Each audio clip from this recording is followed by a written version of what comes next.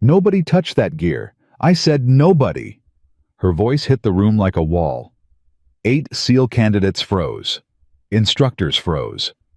Commander Strike turned slowly, jaw tight, eyes cold, looking at the woman everyone on this base had spent 2 weeks calling the clerk the temp, the new girl who couldn't find the copy room. She didn't flinch.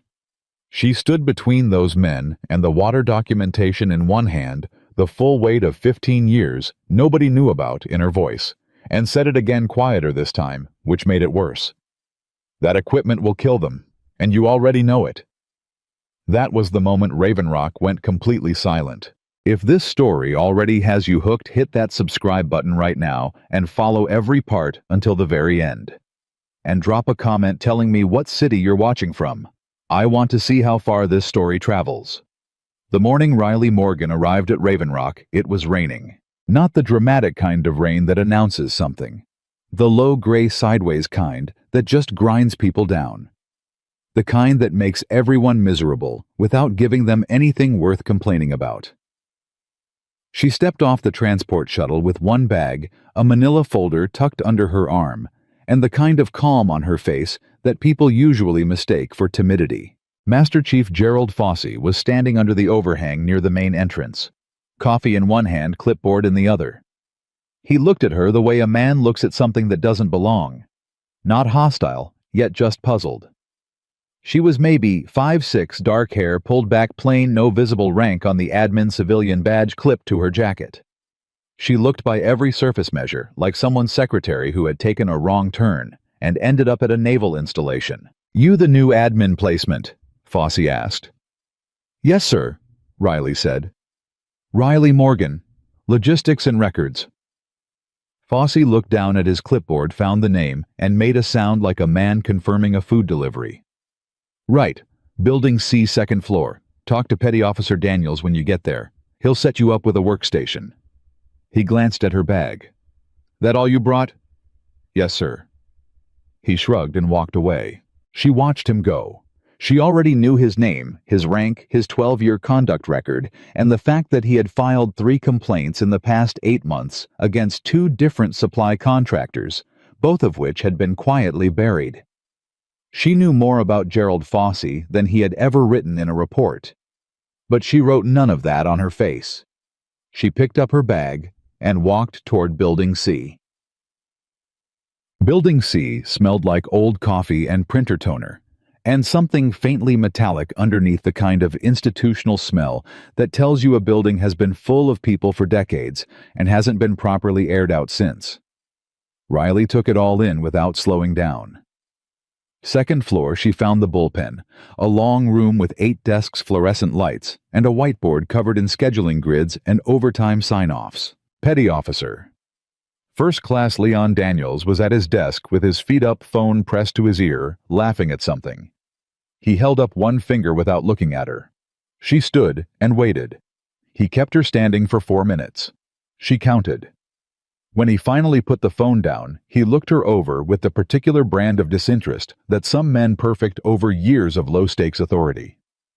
"You the new temp?" "Admin placement," she said. "Morgan. Same thing." He pointed to a desk in the corner, the worst position in the room, farthest from the window, closest to the supply closet, with a monitor that was visibly older than some of the personnel walking past. "That one's yours. Password sheets taped inside the drawer. Don't touch anything that's not yours. Don't ask questions that aren't in your lane. We good?" "We're good," she said.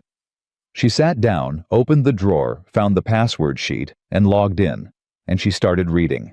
"Ben Tag."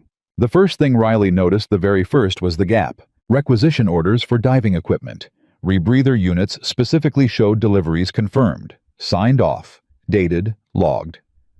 But when she cross-referenced those entries against the maintenance inspection records, there was a 3-week window where the same units had apparently been both serviced and deployed simultaneously. Not unusual on its own.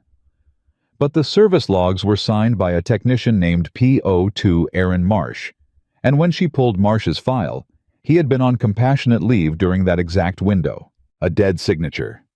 She saved nothing. She printed nothing. She closed the tab and moved to the next file like she had seen nothing at all. Because she hadn't. Not officially. Not yet. By noon, the bullpen had filled up enough that Riley got her first real introduction to the social order of Building C. It was not a warm one. Lieutenant Commander Paul Harker walked through the room the way some men enter every room with the assumption that everyone is already watching. He was Logistics Division Head, thick-necked crew cut, the kind of officer whose confidence came from institutional position rather than anything earned. He paused at Riley's desk the same way Fossey had paused at the entrance, that same puzzled look, like something was out of place. "You're the new admin girl," he said. Not a question, a categorization. "Yes, sir. Riley Morgan."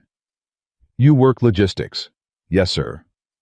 He picked up the folder sitting on the corner of her desk, a mundane inventory cross-check she'd been given as her first assignment, glanced at it for about 2 seconds, and dropped it back down. "Make sure you stay in your lane, Morgan. Logistics at this level isn't basic office work. It's sensitive. We don't need anyone wandering where they don't belong." "Understood, sir." He held her gaze for a moment, waiting for something, nerves maybe, or deference, and when she gave him neither just steady eye contact and a calm expression, his jaw tightened slightly. Then he turned and walked to Daniel's desk to talk about something else entirely. Daniels glanced over at her once he was sure Harker wasn't watching. "Don't take it personally," he said, not unkindly. "He's like that with everyone new." "I'm not taking it personally," she said. She went back to her screen. What she found in the next 3 hours of unremarkable routine-looking work would have made most people's hands shake, not hers. The supply chain irregularities weren't random. They had a pattern, and the pattern had a rhythm tied specifically to training cycles. Every time a major exercise was scheduled, certain equipment orders were fast-tracked through a narrow approval corridor that bypassed the standard safety inspection queue. The bypasses weren't dramatic, they were small. Technically within protocol if you read each one individually, but stacked together over 14 months, they formed a pipeline. Equipment going in one side unverified, coming out the other side with documentation that said otherwise. She didn't know yet how deep it went, or who was at the top. But she knew the next major training exercise, a SEAL underwater certification program, was scheduled in 11 days. 11 days. She pulled up the rebreather unit inventory again and looked at the maintenance signatures. Then she looked at the deployment log. Then she looked at the training manifest.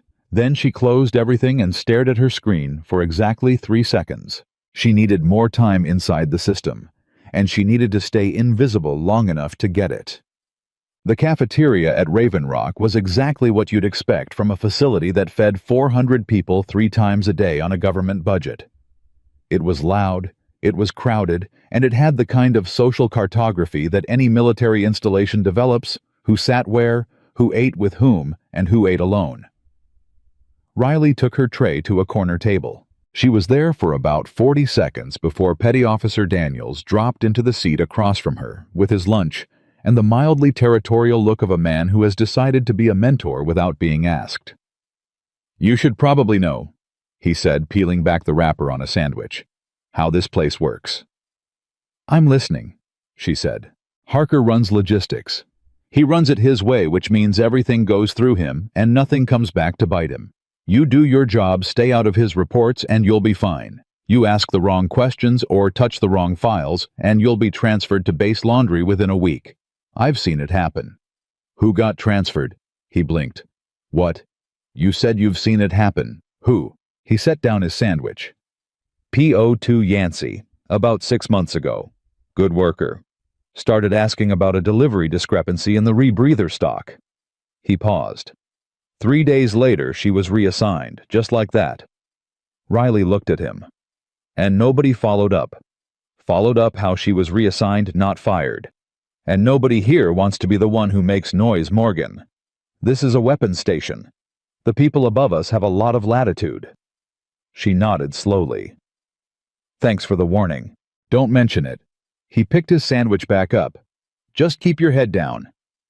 She looked down at her food. Thought about PO2 Yancey. Thought about 14 months of falsified logs. Thought about 11 days. "Right," she said. Keep my head down. The first time she met Shadow, she wasn't expecting it. She was cutting through the east yard between buildings C and D, taking a slightly longer route back from the communications office. She'd made a point of getting turned around twice on purpose, just to have a reason to walk areas she needed to see. The K-9 unit trained in the open yard behind the security building, and she heard him before she saw him. A Belgian Malinois, 75 pounds of muscle and instinct, working a detection exercise with his handler. The dog was running patterns nose down, fast and precise. His handler, a young corporal named Tess Wren, who had the look of someone who loved her job completely, called commands in sharp, clean syllables. And then Shadow stopped, not because of a scent marker, not because of a command. He stopped because he turned his head and looked directly at Riley, who was 40 feet away on the other side of a chain-link boundary. The dog went still for a full 3 seconds. Then he sat. Just sat. On his own. Unprompted. Corporal Wren looked up confused. Shadow? Resume? He didn't move. He kept looking at Riley. Riley met his gaze. She was used to dogs working dogs, specifically the kind that had been trained at the same level she had. She didn't look away, didn't smile or make sounds. She just looked back at him still. Wren jogged over, apologetic. Sorry, ma'am. He doesn't usually do this. He's one of our best. I don't know what's gotten into him. It's fine, Riley said. He's not reacting to a threat. He's reacting to something else. Wren looked at her sideways. You know dogs. A little, Riley said. She looked at Shadow one more time. He was still watching her. What's his name? Shadow? She nodded. Then she walked on. Behind her she heard Wren give the resume command again. And this time, Shadow obeyed. But she could feel with the certainty that comes from years of training alongside animals like him that he had already made a decision about her. She filed that away. By day 3, the campaign against Riley Morgan had quietly escalated from dismissal to sport. It started small. A coffee mug left on her desk with the word temp written on it in marker. A training schedule emailed to every person in Building C except her. Daniels, who had been relatively neutral, started ignoring her questions with a deliberateness that told her someone above him had said something. Then, Lieutenant Commander Harker called a division briefing and introduced her to the full team. This is Morgan, he said, not using her rank, not using her first name, using nothing but the flattest possible designation. She's handling records cleanup and basic inventory cross-referencing. If she asks you for documentation, you're not sure about, check with me first before you pull anything. 12 sets of eyes looked at her, some curious, some amused. One a female lieutenant named Gaines with something that might have been sympathy. After the briefing, Harker walked past her desk and dropped a stack of paper files on it. Actual paper. These need to be entered into the system manually. Archive records from 2019. Should keep you busy. She looked at the stack. 4 inches thick. Of course, sir. He was already walking away. She looked at the files. 2019 archive records had nothing to do with her assignment. He knew that. She knew that. Everyone in the room who had been paying attention knew that. This was not a task. This was a message. She opened the top folder and started typing. And while she typed with the blank mechanical look of someone doing exactly what they were told, she was thinking about the maintenance log signature. About PO2 Yancey. About the training exercise 11 days away. About what happens when faulty rebreather units are deployed to men 60 feet underwater. She typed faster. On day 4, she found the second dead signature, and the third. She had started building a secondary mapping process. Nothing that would show on screen as anything but routine data entry that let her cross-reference equipment certification records against personnel deployment rosters. Every time she found a signature on a safety inspection that didn't match the signer's confirmed location at the time of signing, she tagged it internally, quietly, efficiently. By the end of day 4, she had 11 flagged entries, 11 phantom signatures across 14 months, all concentrated in the rebreather and dive equipment maintenance chain, all pointing toward the same narrow approval window, all tied to the same training pipeline. Someone had been falsifying safety documentation systematically, not sloppily, not carelessly, with the kind of deliberate precision that meant either one very careful person or a coordinated group with enough authority to make the records hold. She needed one more thing: the financial trail. She couldn't access that from her current clearance level, not without triggering flags, which meant she needed to get into a different system from a different terminal, and she needed a reason to be there that no one would question. She looked at the stack of 2019 archive files on her desk. Paper records. Legacy system. There was only one terminal on base that ran the legacy archive interface. It was on the first floor of Building A. She stood up, tucked the paper files under her arm, and went to find it. The terminal room in Building A was barely bigger than a closet, and it smelled like it. One machine, one chair, one ancient monitor that took 90 seconds to boot. She sat down and logged in with the archive credentials she'd been given. Then she did three things at once that the archive interface was not designed to separate. She ran the archive input task Harker had assigned her.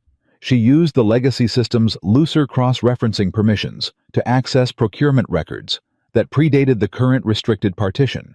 And she did both of these things in the same session so that any log of her activity would show only archive work. She was in there for 40 minutes. When she came out, she had the financial trail. Not all of it, but enough. 3 contractors, 2 shell payment routes, 1 officer with authorization to sign off on accelerated procurement orders without secondary review. The name on those orders was not Harker. It was someone above Harker, someone whose name she recognized from the Naval Command briefing she had attended 6 weeks ago under a different identity entirely. She sat with that for a moment in the hallway outside the terminal room. Then she pulled out the phone she was not supposed to have, the one that looked like a personal cell, but operated on an encrypted channel, and typed 6 words into a secure message thread. Financial trail confirmed. Name attached. Stand by. She put the phone away and walked back to Building C. On day 5, Shadow found her again. She was in the east yard during her lunch break, sitting on a concrete barrier, eating alone the way she had every day. She heard the pause before she heard the voice. Shadow came around the corner of the building, at a trot, head up, ears forward, and walked directly to her like he'd been sent. Corporal Wren came jogging after him, flustered and apologetic. "I'm so sorry he slipped his lead, I don't know how." "It's fine," Riley said again. She looked at Shadow. He had stopped 3 feet from her, and was sitting again watching her with those dark, focused eyes that working dogs have, not aggressive, not playful, watchful, like he was on duty and she was what he'd been assigned to watch. She held out her hand low and open. He leaned forward and pressed his nose to her palm for exactly 2 seconds. Then he pulled back and sat straight again. Wren stared. "He doesn't do that. He barely lets the CO pet him." "He's not petting me," Riley said. "He's reading me." "What does that mean?" Riley looked at Shadow for a moment longer. "It means he knows something the rest of you don't." She stood up, finished the last bite of her food, and walked back inside. Wren stood in the yard with her dog for a long moment after that, watching the door swing shut. Shadow didn't move until she gave the command. The moment that ended Riley's first week that snapped something in the room happened on Friday afternoon. Harker called her to his office. She walked in and found him behind his desk, with 2 other officers, Lieutenant Gaines, and a man she hadn't seen before wearing no unit patch, which meant either special assignment or a visitor. She cataloged that and filed it. "Close the door," Harker said. She closed it. "We've had a report," he said, "that someone accessed the Legacy Archive Terminal in Building A this week and ran queries outside their designated task scope." She kept her face still. "That's concerning." "The access log shows your credentials." "I was doing the archive entry task you assigned me," she said. "The 2019 paper files. The legacy interface is the only place those records import correctly." He leaned forward. "The log shows a 14-minute gap in keystrokes." "The machine was slow," she said. It's 2019 software. The unpatched officer in the corner shifted in his seat. He was watching her too closely for someone who was supposed to be uninvested in this conversation. She didn't look at him directly, but she had already noted the way he held himself military straight, but the kind you see in people who've transitioned to civilian contractor work. Old habits. Harker studied her. I want you to understand, Morgan, that this is a sensitive installation. Personnel who demonstrate poor judgment about their access boundaries don't last here. I understand, sir, she said. If there's a concern about my conduct, I'm happy to have it reviewed through the formal process. The word formal landed in the room the way she intended it to, as a reminder that formal processes create paper trails that work both ways. Harker's jaw tightened. That won't be necessary. I'm simply making the expectations clear. They're very clear, she said. Is there anything else? He looked at her for 3 seconds. No. Thank you, sir. She turned, opened the door, and walked out. Behind her, she heard the unpatched officer say very quietly, She's not who she says she is, and Harker's reply lower still, Figure out who she actually is. She kept walking, down the hall, out the building, into the gray afternoon. 10 days until the exercise. She needed to move faster. That night in her quarters, she opened the encrypted channel and typed a longer message. The financial trail, the names, the phantom signatures, the suppressed complaints, the unpatched visitor in Harker's office. All of it compressed into the kind of operational shorthand that takes years to learn to write. The reply came in 40 seconds. Acknowledged. Do not surface yet. Continue observation. Exercise window is your extraction point. She stared at that last line.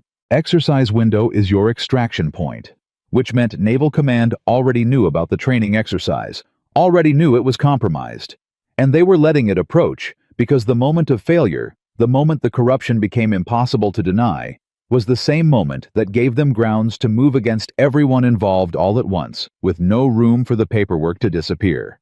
They were using the exercise as a trap, and they were using her as the bait inside it. She sat with that for a long time. Then she thought about 8 SEAL trainees scheduled to enter the water in 10 days, with rebreather units she already knew had been certified by dead signatures. Men who would trust their equipment the way they'd been trained to completely. She thought about what happens 60 feet underwater when a rebreather fails. Then she typed one more line into the encrypted channel. Understood, but if equipment status does not change, I will not wait for extraction. Lives override timeline. She sent it. No reply came. She didn't wait for one. She turned off the light and sat in the dark and thought about 11 phantom signatures and a dog that could already see what no one else on this base was willing to look at. 10 days. She was going to need every one of them. 10 days was not a long time. But Riley Morgan had worked inside tighter windows than this, windows measured in hours, not days, and she had learned a long time ago that the most dangerous variable in any operation was not the enemy. It was the people on your own side who didn't know you were there. She was sitting at her desk at 06:47 on Monday morning, first one in the bullpen, the overhead lights still on their automatic dim setting, when Leon Daniels walked in and stopped short at the sight of her. You're here early, he said. Couldn't sleep, she said, which was true, just not for the reasons he'd assume. He set his coffee down at his desk, glanced at her screen. She had a routine inventory spreadsheet open, nothing alarming, and said, Word of advice. Harker comes in at 700 on Mondays. He checks who's in early. He thinks it looks like you're trying too hard. She looked up at him. And what do you think it looks like? He paused. Like you're trying too hard. Noted, she said and went back to typing. He sat down and was quiet for a moment. Then, he asked me about you Friday after you left, what I knew, where you came from, background. She kept her eyes on the screen. What did you tell him? That you showed up, did your work, kept your head down. He wrapped both hands around his coffee. Which was the truth, at the time. At the time. She heard the weight in those 2 words. Daniels was not a stupid man. He was a man who had learned to survive in a system that punished curiosity, and that was a different thing entirely. He was watching her now the way people watch something they can't quite categorize. Not suspicious enough to report, not comfortable enough to ignore. "Harker's going to be watching you closer," he said. "Whatever you did or didn't do in that terminal room, it put you on his radar." "I appreciate the warning," she said. "That's twice I've warned you now." "I know." "You're not taking them," he said. She looked at him then directly, steadily. "Leon, if you had found something in this building, something that wasn't right, something that could get people hurt, what would you do with it?" He stared at her. The question landed differently than he expected, and she could see him feeling the weight of it shift around inside him, looking for somewhere to settle. "I'd report it," he said, but the way he said it was the way people say things they know aren't entirely true. "You'd report it," she repeated, "like Yancey reported it." His face changed. Not dramatically, just a tightening around the eyes, the kind of micro-expression that people with training notice and everyone else misses. "That's not fair." "It's not a judgment," she said. "It's a question." He didn't answer. He picked up his coffee and turned back to his screen. She turned back to hers. But she noticed that for the rest of that morning, every time Harker walked through the room, Daniels didn't look at her. And that told her something useful. He already knew something was wrong. He just hadn't decided yet what to do about it. The visitor from Friday had a name. It took her until Tuesday to get it. His name was Vincent Caro. Civilian contractor, technical advisory capacity, attached to a logistics consultation firm called Meridian Supply Group. She found him in the base visitor log, signed in 3 times in the past 4 months, always during the weeks preceding a major training cycle. His company had no formal contract on file with Raven Rock, which meant his visits were authorized through a different channel. A personal authorization. Which meant someone with enough rank to sign off on contractor access without going through procurement. The name on those personal authorizations was Commander Dale Strike, Training Division Head, 12-year record, Naval Commendation, and the same officer who had signed the final deployment approval for the upcoming SEAL certification exercise. She sat with that for a long time. Strike wasn't on her original target list. The operation brief she'd been given had focused on supply chain irregularities and mid-level falsification. But what she was looking at now was bigger than mid-level. Caro was the contractor. Harker was the logistics arm. And Strike was the authority that made it all move without friction. 3 men, 1 pipeline, and 8 trainees who had no idea. She typed into the encrypted channel, "Strike is connected. Caro is the contractor link. Request updated authorization to access training division records." The reply came back in under a minute. Authorization denied. "Stay in lane. Trust the process." She read that twice. Then she set the phone face down on her cot and stared at the ceiling. Trust the process. The process that had buried Yancey's complaint. The process that had let 14 months of phantom signatures go uninvestigated. The process that was now 8 days away from sending 8 men underwater with equipment that a dead man had allegedly certified. She picked the phone back up and typed, "Requesting equipment hold order for rebreather units scheduled for November exercise. Formal justification available upon request." This time the reply took 4 minutes. Hold order requires surface-level evidence. What you have is circumstantial. Continue building case. Do not surface. She put the phone away. Circumstantial. 11 falsified signatures and a financial trail connecting 3 men to a shell payment route was circumstantial. The people above her were not wrong technically. A hold order without hard evidence could be challenged, reversed, and would burn her cover before she'd finished the job. She knew that. She understood the logic. She also understood that logic and survival were not always the same thing. Wednesday, she made her first deliberate mistake. Not a real mistake, a controlled one. She left a single flagged entry in the inventory cross-referencing report she submitted to Harker, a notation about a rebreather unit serial number that didn't match its maintenance certification date. Small enough that it could be read as a data entry error. specific enough that anyone who knew what they were looking at would recognize it as a thread worth pulling. She submitted the report at 14:30 and went to the cafeteria. She was back at her desk by 15:10. At 15:27, Harker came out of his office, walked past her desk, and dropped the report in front of her with one finger pressed flat on top of it. "Fix this," he said. She looked at the page. "Fix what, sir?" He tapped the flagged entry. "This notation. It doesn't belong in a standard inventory cross-check. Remove it." She looked at it as if seeing it fresh. "It's a serial number discrepancy, sir. Standard protocol requires—" "I know what protocol requires," he said, and his voice had dropped to the register menus when they want to remind you that they are larger than you without actually saying so. "I'm telling you to remove it. It's a clerical error. Log it as corrected and move on." She held his gaze. "If I correct it without logging the original discrepancy, the audit trail shows a gap. I'll handle the audit trail." There it was. She looked at him for one more second, just long enough to let him feel the weight of what he'd just said, and then she nodded. "Yes, sir?" She removed the notation. She saved the file. She submitted the corrected version, and she wrote down verbatim every word of that conversation from memory, in a format that could be submitted as evidence. Harker had just told her in plain language that he would falsify an audit trail to suppress a safety discrepancy.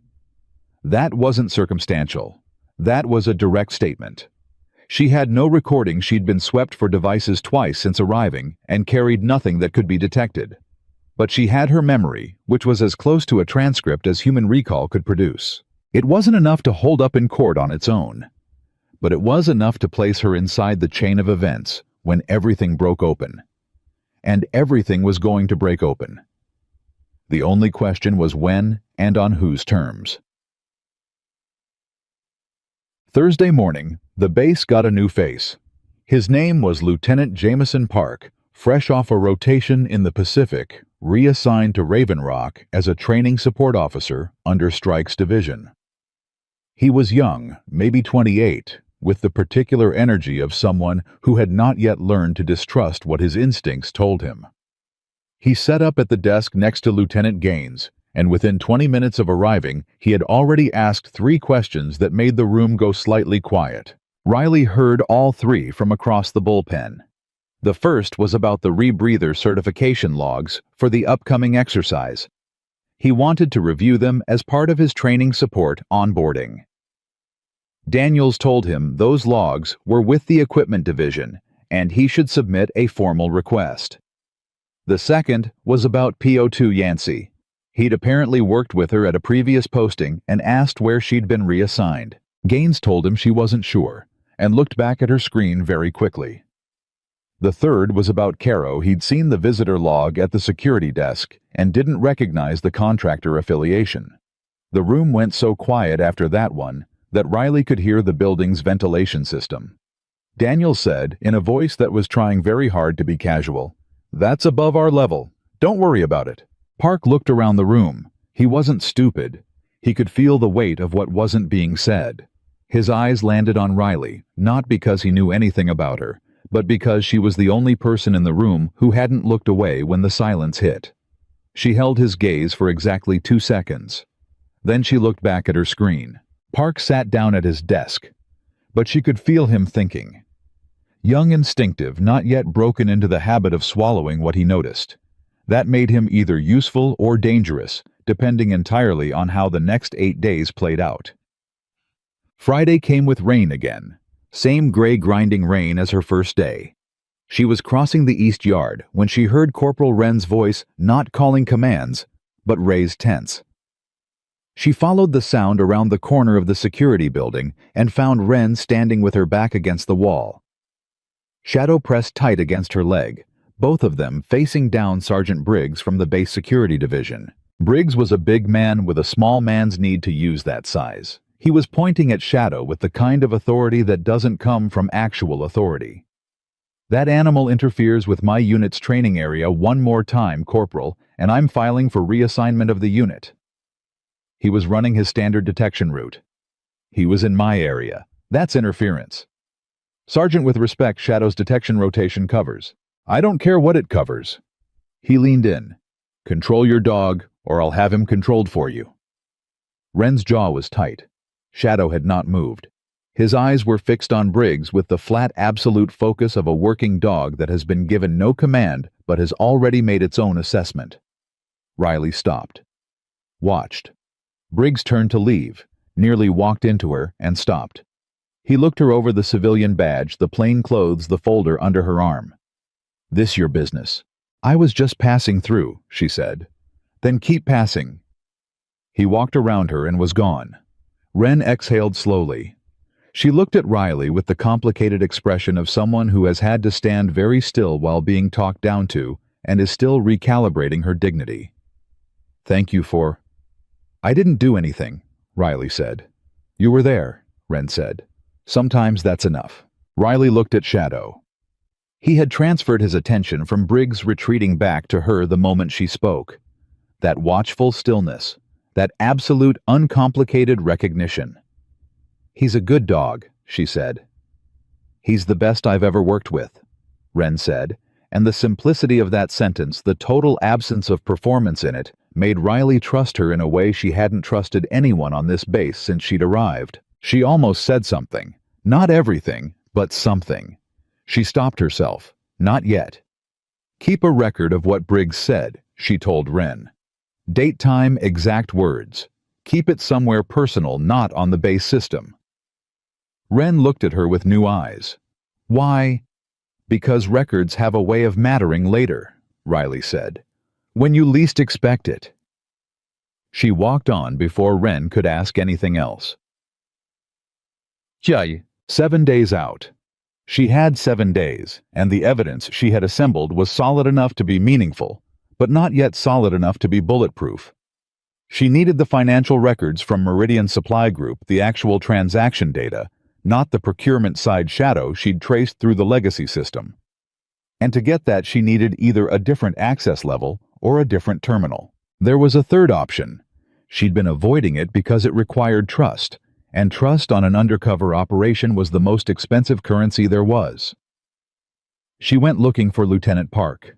She found him in the equipment corridor outside the training division storage bay, standing in front of a rack of rebreather units with a clipboard and the expression of a man who has found something that doesn't add up and doesn't understand why nobody else is talking about it. She stopped beside him, didn't look at him directly, looked at the rack. Serial numbers, she said, keeping her voice low and flat. He turned. What? You're looking at the serial numbers, the ones that don't match the certification dates. He went still. How did you know that? Because I looked at them too, she said. 2 weeks ago. He stared at her. You're the admin clerk, logistics records. Yes. How does a logistics clerk know to cross-reference serial numbers against certification dates? She looked at him then. The same way a training support officer who just got here knows to pull the rebreather log on his first day, because something felt wrong. He studied her for a long moment. Somewhere behind his eyes, she could see him making a decision. What did you find? Enough, she said. What did you find? He looked back at the rack. 4 units in this bay are flagged for service cycle completion. The tags say they're certified, but the date codes on the units themselves are outside the certification window by 3 weeks. 3 weeks. The exact gap she'd found in the maintenance log. Who have you told? She asked. Nobody yet. I wanted to verify first. Don't tell Harker, she said. Don't tell anyone in logistics division.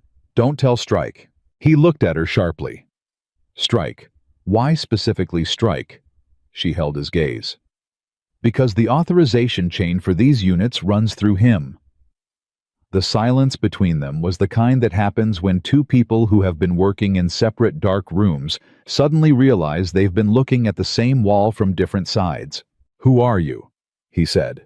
And it wasn't an accusation, it was a genuine question. The kind that comes from someone who has already accepted that the answer is going to change something. Right now, she said carefully, I'm still a logistics clerk, and that's how it needs to stay. She met his eyes.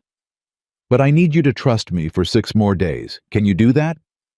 He didn't answer right away. He looked at the rack of rebreathers. He looked at her. He looked at the clipboard in his hands. Then he said, 6 days. 6 days, she said. And then everything gets loud.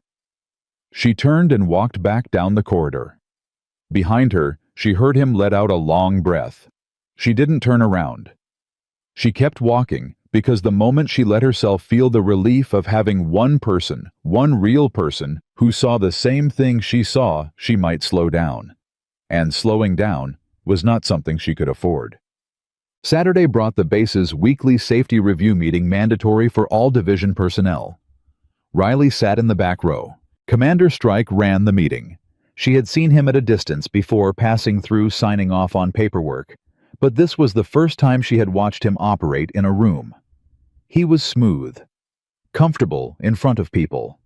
The kind of man who has made his authority invisible through long practice so that it operates more like gravity than force. People didn't feel managed by Strike. They felt oriented. He talked through the upcoming exercise schedule with the ease of a man discussing a routine calendar event. Training block November certification window 8, candidates weather permitting. Equipment status, he asked, looking at Harker. Certified and staged, Harker said. Riley wrote nothing. She looked at her hands in her lap. Any flags from logistics? Strike asked. None, sir, Harker said. Riley looked up. Strike's eyes moved across the room in the practiced sweep of a man who runs meetings efficiently. They passed over her without stopping. She was furniture to him. She was a clipboard. She was a name on an access log that his people were quietly trying to identify. She looked back at her hands. 6 days. Sunday, she ran. She had been running every morning since she arrived early enough that the base was still quiet along the perimeter road that curved past the training fields and the equipment bays and the long fence line beyond which the weapons storage facilities sat in their own contained silence. Running was the one thing she'd done on every assignment that kept her head clear, kept the information she was carrying from becoming a weight that pulled her sideways. She was 2 miles in when she heard Shadow before she saw him. The sound of paws on pavement quick and even coming up behind her. She didn't break stride. A moment later, he fell in beside her, just appeared at her left side, like he'd been running with her for years. Pace matching hers, exactly head up, ears alert. She looked down at him. You're not supposed to be out here alone. He said nothing because he was a dog. Fair point, she said. She heard Ren's voice in the distance calling his name. A moment later, Ren appeared at the top of the perimeter road, jogging hard leash in hand, looking equal parts frantic and baffled. He did it again, Ren called when she got close enough. He broke the lead clip. Those things are rated for 200 pounds of force. I have no idea how he came to find me, Riley said simply. Ren stopped, looked between her and the dog. Why does he keep doing that? Riley slowed her pace and came to a stop. Shadow stopped with her. She looked down at him for a long moment. Working dogs at this level. Tier 1 trained combat certified, they didn't make decisions based on commands alone. They read environments. They read people. They assessed threat and safety in ways that didn't run through language. And they acted on those assessments with a certainty that humans spent their whole lives trying to achieve. Shadow had decided something about her on day 1. And every time he broke protocol to find her, he was saying it again more plainly. He trusts me, Riley said. And he knows something is wrong here. Ren clipped the leash quietly. She didn't say anything for a moment. Then, are you going to tell me what's actually happening on this base? Riley looked at her, at the honest, tired, straightforward face of someone who had spent 3 years doing her job exactly right in a place where doing your job right was apparently not the most important thing. Not yet, Riley said. But you know. Yes. Ren nodded slowly.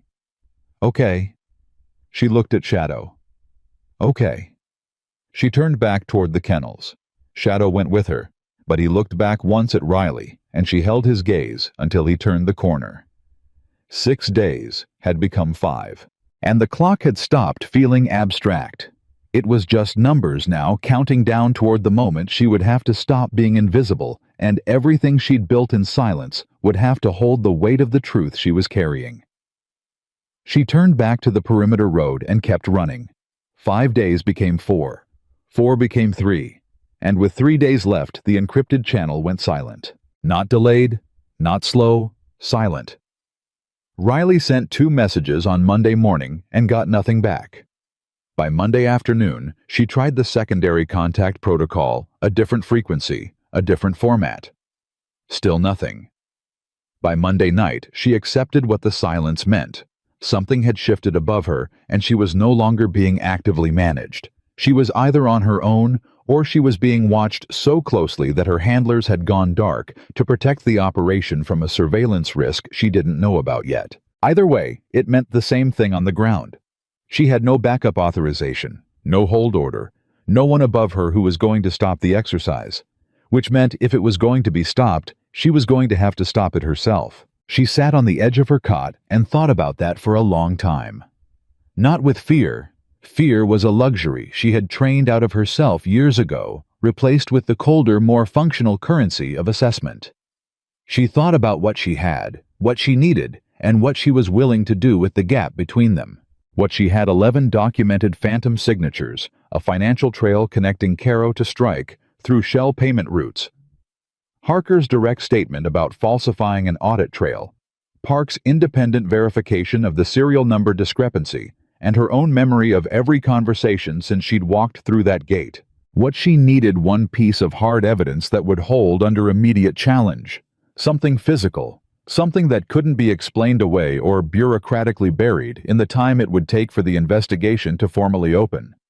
She knew exactly what that piece was. She'd known for days. She'd been avoiding it because getting it meant moving in a way that couldn't be walked back. The rebreather units. The actual units staged in the equipment bay. If she could physically document the date code discrepancy that Park had found, photograph it, log it, formally create a record that existed outside the base system, she had something real. Something that a command-level review board could hold in its hands. She didn't have a camera that couldn't be traced, but she knew someone who did. She pulled on her jacket and went to find Park. He was still in his quarters when she knocked. He opened the door and looked at her face and said, "How bad?" "My channel's gone dark," she said. "I'm running this without backup authorization." He was quiet for exactly 2 seconds. "What do you need?" she told him. He went to his locker without another word, came back with a personal phone, civilian issue, not base issued, not logged in the system. He held it out. "The serial numbers on units 7, 9, and 12 in Bay 3, she said. "Side panel lower left, date code stamped in red." "I know which ones," he said. "The timestamps on the photos need to be before 600 tomorrow, before the morning equipment check."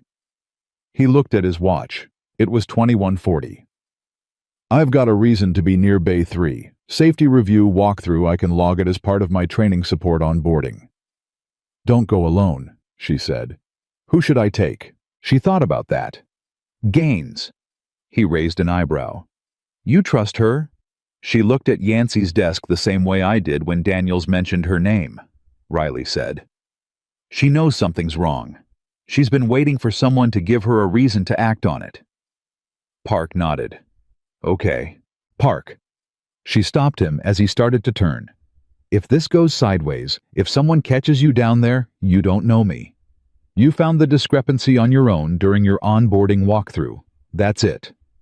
He looked at her steadily. "And you?" "I'll handle my end," she said. He held her gaze for a moment. "Then, 6 days you asked me for. You've got 3 left." "I know." "You're going to tell me who you actually are," he said. It wasn't a question. "When it's over," she said. "Yes." He nodded once and closed the door.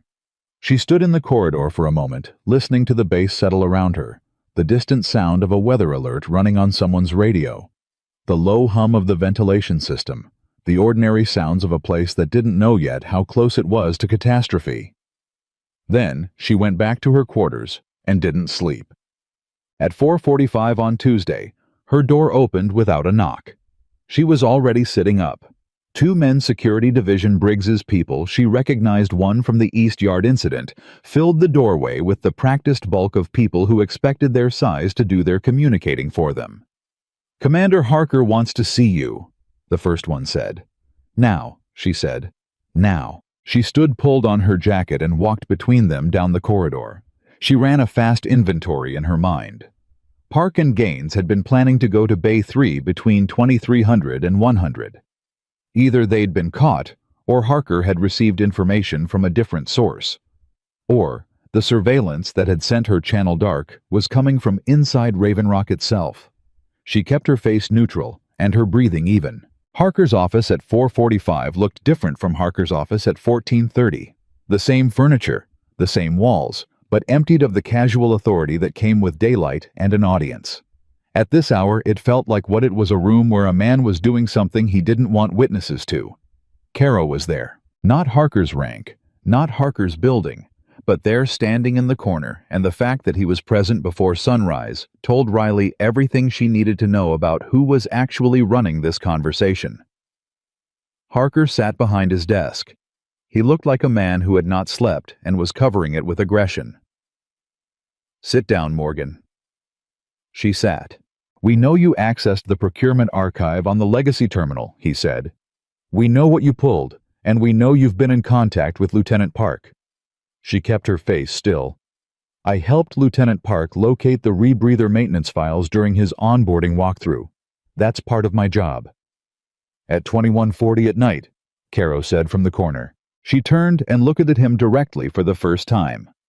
Let him see that she wasn't startled by his presence, wasn't rattled by the hour, wasn't performing anything, just looking at him the way she looked at every threat clearly without flinching.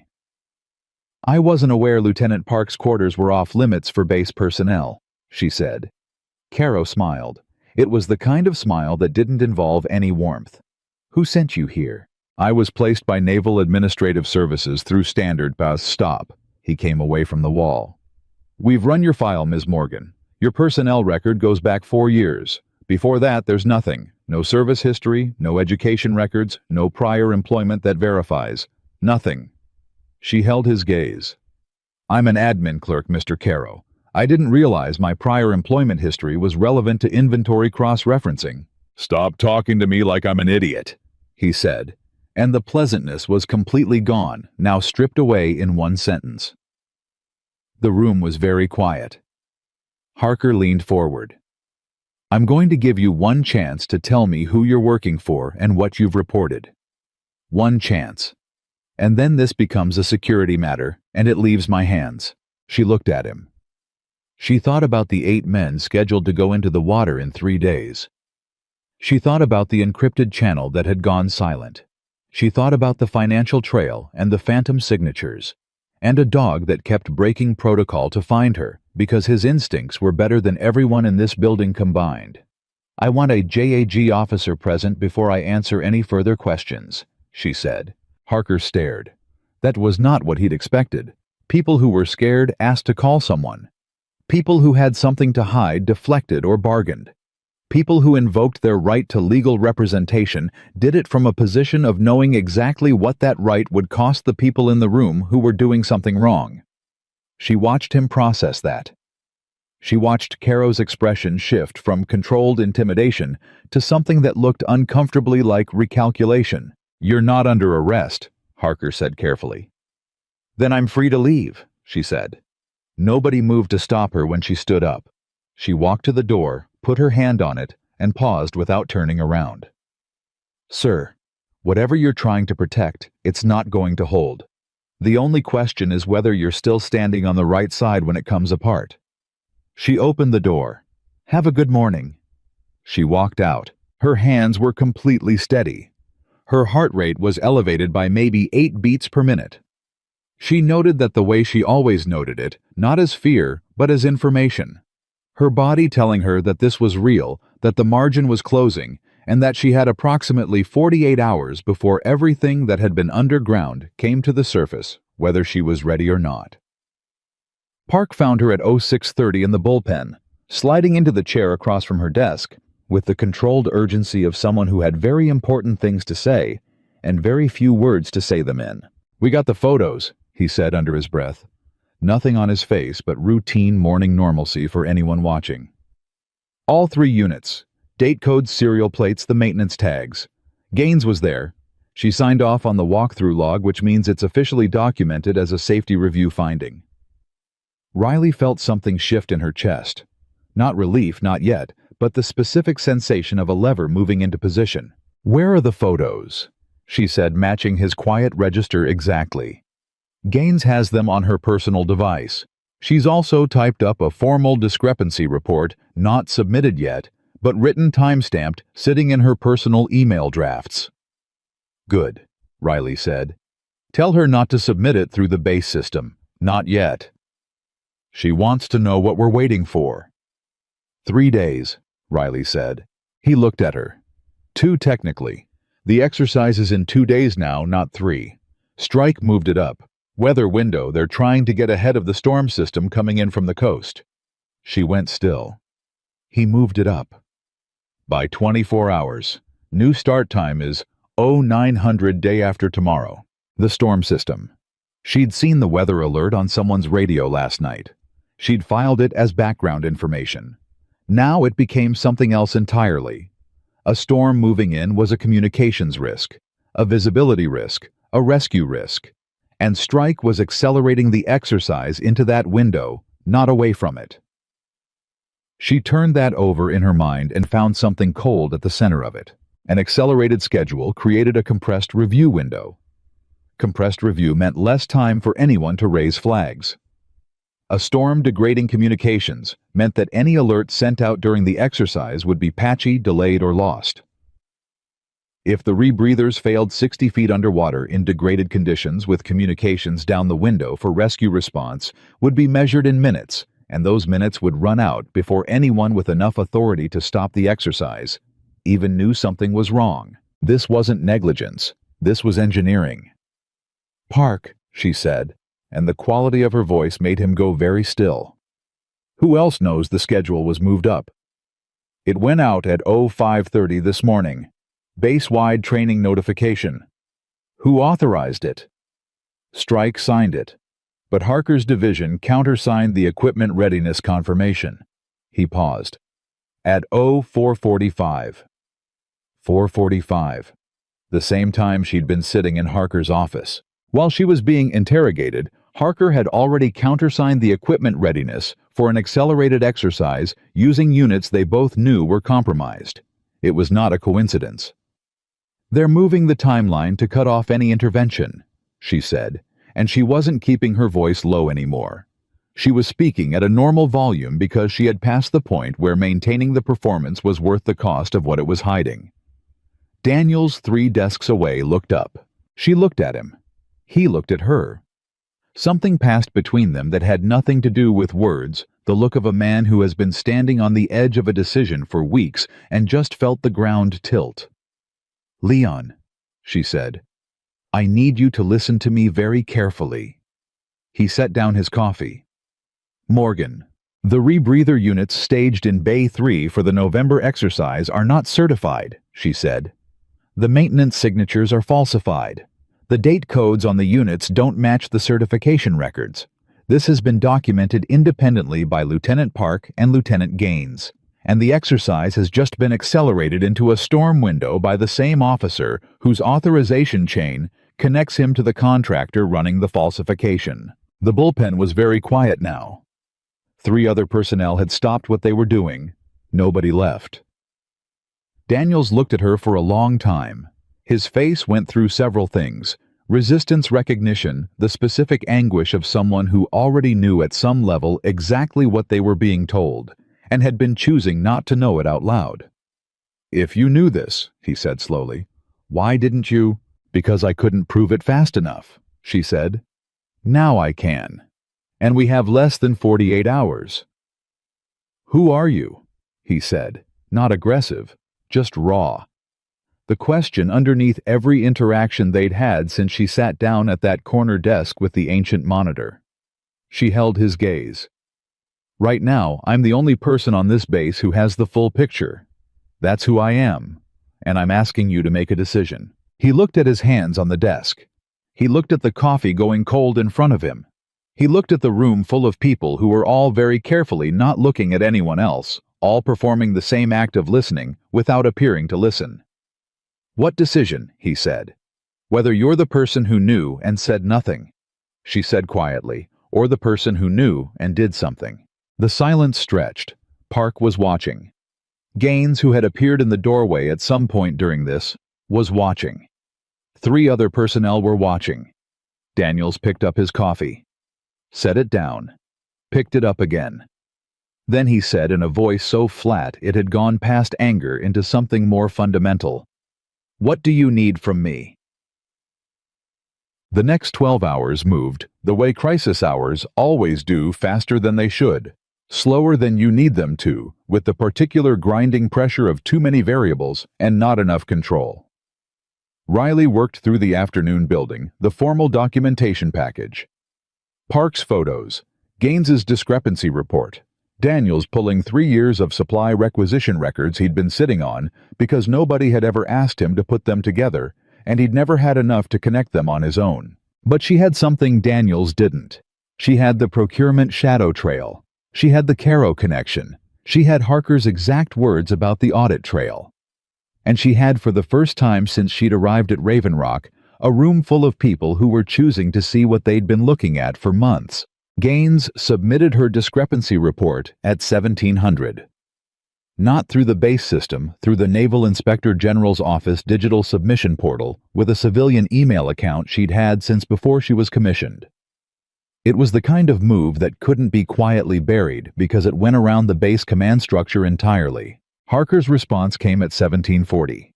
He walked into the bullpen, looked at the room, looked at Riley, and said in a voice that was trying very hard to remain authoritative, "Everyone who is not assigned to Building C Division is to clear this room immediately." Nobody moved. He looked at Park. "Lieutenant, your training division. This is not your building. I'm conducting a coordinated safety review with Logistics Division, as authorized under Naval Training Safety Protocol 7.4, Park said, and his voice was completely steady. "Which means I'm exactly where I'm supposed to be." Harker's face did something complicated. He looked at Daniels. "Leon, a word." "Sir," Daniels said, "anything you need to say to me right now, you can say in front of the division." The room held its breath. Harker stood there for 5 full seconds. Then he turned and walked out. The moment the door closed, someone exhaled. Riley wasn't sure who, and the room collectively came back to itself, that specific release of pressure that happens when a group of people have together survived something they were all individually afraid of. Park looked at Riley across the room. She looked back. Then her phone buzzed. Not the encrypted channel that was still silent. Her personal device. An alert from the base weather system. She read it again. Storm acceleration. The system coming in from the coast had sped up. Not by hours, by an entire day. New projected landfall tomorrow morning. 600 earliest arrival. 900 worst case peak intensity. The exercise start time, 900. She looked up. Park. He read her face. "What? The storm isn't arriving after the exercise," she said. "It's arriving during it." The room went very quiet again, but a completely different kind of quiet. "Strike doesn't know," Gaines said. "He knows," Riley said, and the certainty in her voice made Gaines go pale. "He scheduled into the storm window on purpose." "Why would he?" Daniels started. "Because a storm that takes down communications gives them cover," Riley said. "If something goes wrong in the water during a storm, the response is delayed. The chain of accountability is broken. By the time anyone can verify what happened, the equipment can be pulled, the logs can be corrected, and it becomes a tragic training accident in bad weather." She said it plainly, without embellishment, because the situation had moved past the point where softening the truth served any purpose. Gaines pressed both hands flat on her desk. "We have to stop the exercise." "We need command authority to issue a hold order," Park said. Without that, strike can override any flag we raise. Then we get command authority, Riley said. From who? Daniels said. Strike is training division head. Harker is logistics. The CO is Admiral Rennick, and he's currently at a joint command conference in Norfolk, Riley said. I know. He's been unreachable for 72 hours. She paused. But his deputy is here. Captain Vaughn, Daniels said. Vaughn defers everything to strike. He's been doing it for 2 years. Then we give him something he can't defer, Riley said. We put the documentation in his hands tonight in person, in front of witnesses, and we make it impossible for him to look away without it being a documented choice. She was already moving. Morgan? Gaines's voice stopped her. If Vaughn doesn't act, if he buries it the same way they buried Yancey's complaint. Riley turned around. She looked at the room. Gaines, Park, Daniels, the 3 other personnel who had stayed, who had chosen this without being asked, who had crossed whatever invisible line divided the people who stayed quiet from the people who didn't. Then tomorrow morning, she said, I stopped that exercise myself. Nobody asked how. Nobody said she couldn't. Because the way she said it flat, certain with the particular weight of someone who has made this kind of decision before and lived inside what it cost, left no room for doubt. She opened the door and walked out into the corridor. Outside, the wind had picked up. She could feel the storm coming, not see it not yet, but feel it in the pressure, change the way the air had taken on that heavy electric quality that precedes something large. She had 14 hours. Captain Vaughn was eating dinner alone in the officer's mess when she found him. He looked up at her, the admin clerk, the invisible woman, the person his base had dismissed before she finished unpacking, and she put the documentation package on the table in front of him without a word. He looked at the folder, looked at her. Sir, she said, I need you to read this before you decide whether to talk to me. He opened the folder. She stood and watched him read.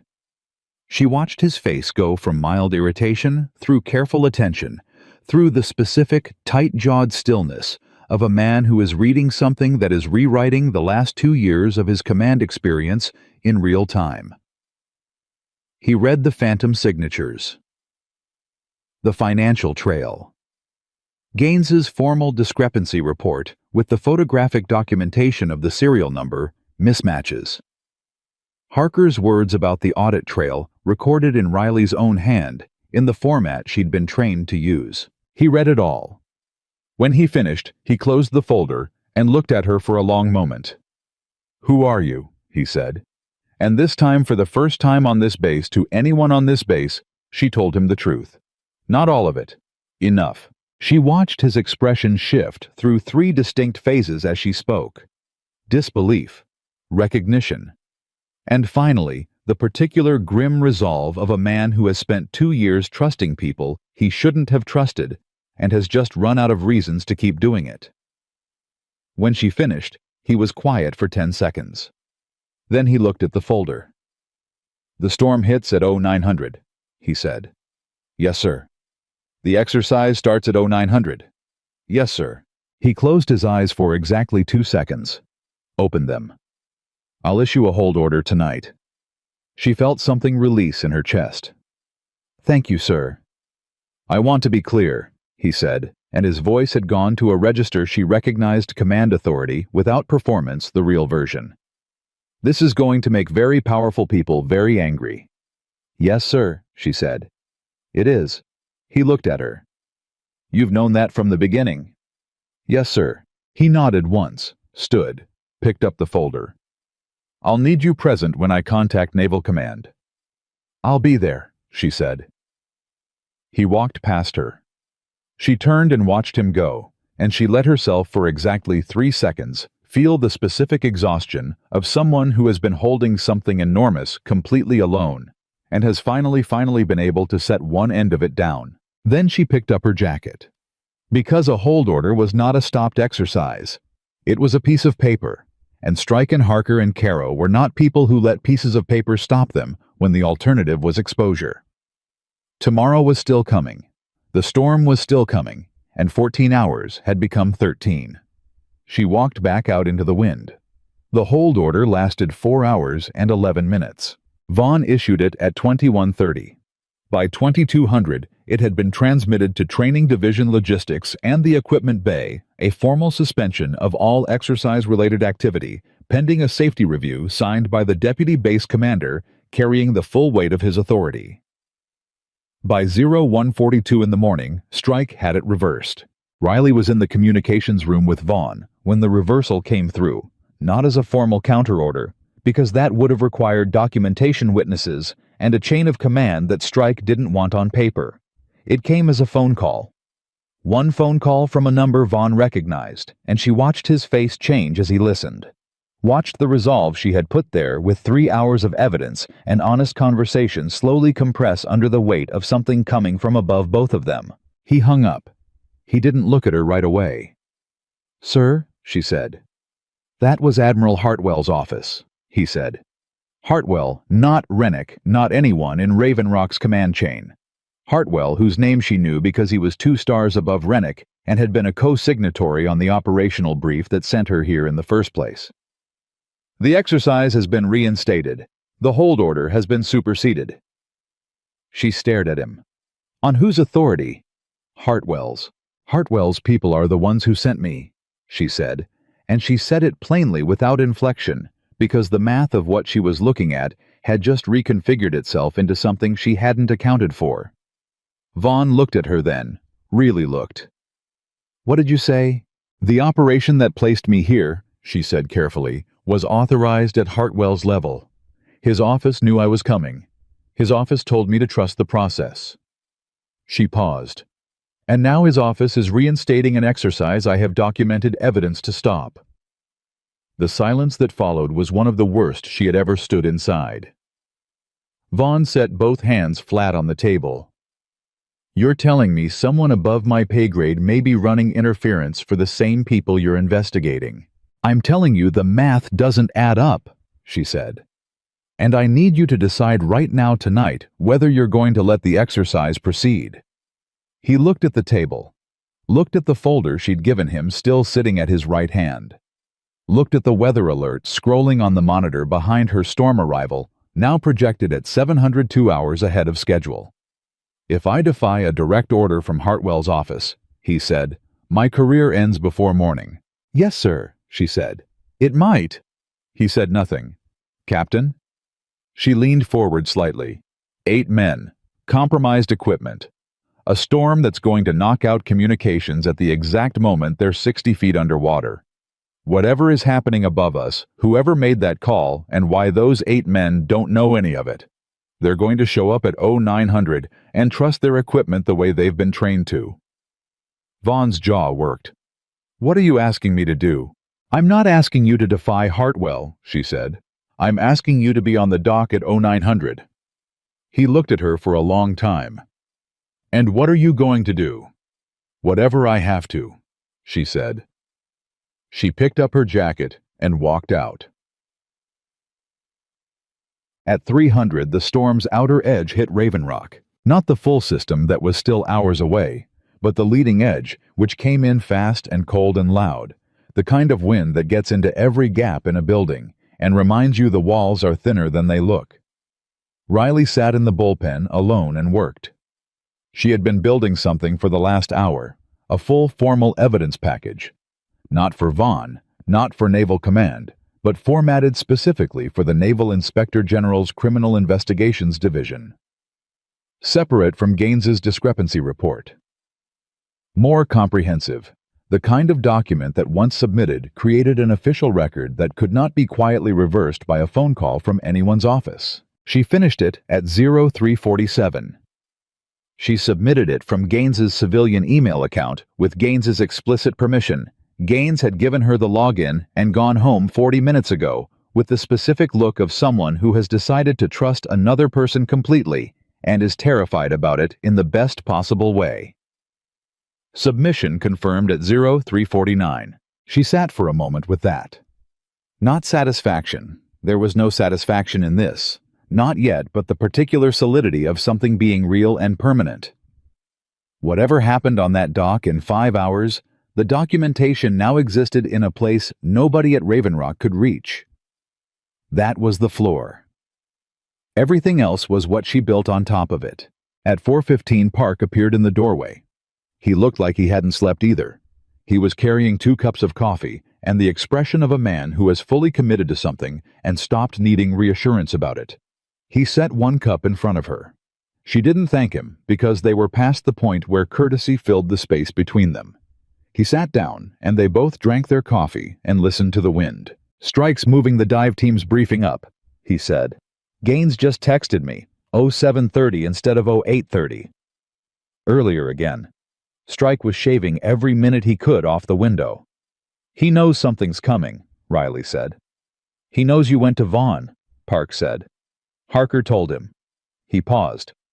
Harker resigned his countersignature on the equipment readiness confirmation at midnight. She looked up. "What?" He withdrew his name from the equipment certification sign-off, filed it as a clerical correction. Park's voice was careful neutral. "Which means the readiness confirmation for those rebreather units now only has Strike's signature on it." She understood immediately. Harker had read the room. He'd seen the documentation package, understood that the investigation was coming no matter what happened in the next few hours, and he had quietly repositioned himself.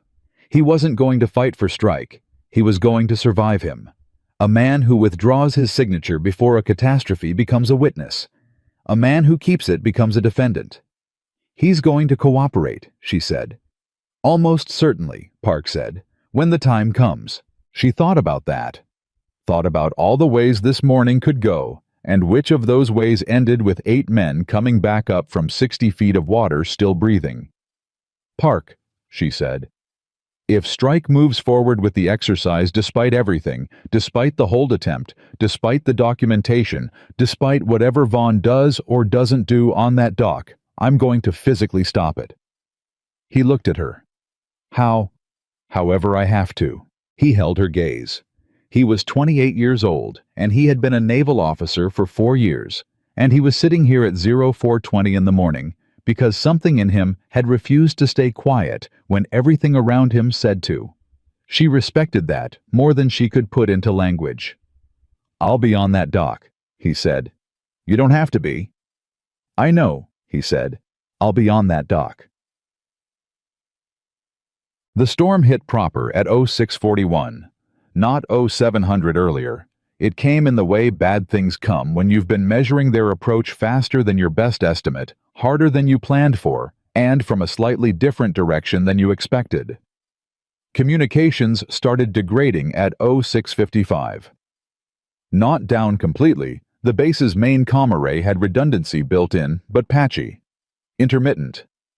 The kind of degradation that makes coordination unreliable and response times double. Riley stood at the communications monitoring station with a petty officer named Torres, who was young and focused and had the specific gift of staying calm when equipment misbehaves. She had told Torres what she needed before the storm hit. She needed to know the moment the main array's signal strength dropped below 70%. Because below 70%, an emergency transmission from a dive site wouldn't reach the Rescue Coordination Center reliably. At 07:03, Torres said quietly. 68%. "Log it," Riley said. "Timestamp it, your name on the log." He looked at her. Did it. She pulled on her jacket. "I need you to keep trying to restore signal. Keep trying even when it seems pointless. Don't stop." "Yes, ma'am," he said, and the ma'am came out naturally without thought. The way address comes when someone's manner has communicated authority more clearly than any badge. She was already moving. The dive briefing was in the training building. She knew because Park had texted her 2 minutes ago. Strike running briefing. 8 candidates present. Gear distribution starting. She walked fast. The wind was loud enough now that it covered the sound of her boots, loud enough that the 2 security personnel stationed near the training building entrance didn't hear her coming until she was past them. "Ma'am? Hey!" She didn't stop. She pushed through the door and into the briefing room. Strike was at the front. 8 men in dive gear at various stages of pre-exercise preparation. 2 instructors. Caro and the sight of him in a military installation briefing room made her jaw tighten in a way she controlled standing at the side with his hands in his jacket pockets, the body language of a man observing an investment. Strike stopped mid-sentence, looked at her. His face went through something that was not surprise he had been expecting her, but something harder. The look of a man who has calculated that he can still win this. "This room is restricted to training personnel," he said. "Commander Strike," she said loud enough for every person in the room to hear her clearly. "The rebreather units staged for this exercise have been independently documented as non-certified.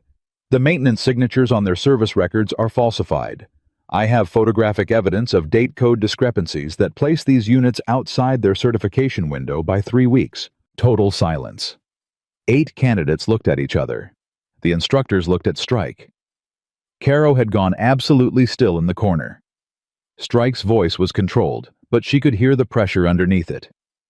"Morgan, you are a logistics clerk. You have no authority in this room and no standing to make these claims." "Then call Admiral Rennick's office and let him make them," she said. "I'll wait." "Communications are degraded, I know, because the storm your office chose to run this exercise into has knocked our main array below operational threshold." She looked at the 8 candidates directly. Each face young, trained, serious. Men who had worked for years to be in this room. "Your rebreather units have not been properly certified. The documentation saying they are was signed by a technician who was on leave when the signatures were made. That is not a paperwork error. That is a safety failure that will kill you in the water." One of the candidates, older than the others, a broad-shouldered man with the stillness of someone very senior in the group, said in a voice completely flat with the effort of staying controlled. "Who authorized those units?" Strike turned to him immediately. "Chief Navarro."